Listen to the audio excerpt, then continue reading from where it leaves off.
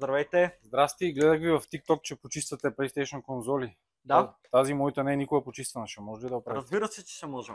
Ето ги PlayStation, включи го, видим дали работи, PlayStation си работи, така че давайте го отваряме, видим вътре какво е положението. Положението вътре е доста прашно, както виждате. Този PlayStation до сега не беше отварен никога от когато е произведен, така че видим надолу какво ще бъде. Ето какво е положението вътре. През радиатора абсолютно никакъв въздух не минава, перката е мръсна, по захранването има доста прах, тук има доста прах. Ето и термопастата, която някога е била в добро състояние, сега както видите няма. Така че давайте да почистим, да сменяме термопаста подложки. Сега положението с прахта е много по-добро, защото я няма. Ето, буквално тук чакайте, радиатора ви покажем. Помните ли какво беше? Не се виждаше през него. Ето, тук отзад ми пръста, вече всичко се вижда. Сега продължаваме с термоподложките и пастата. Ето го, PlayStation вече готов.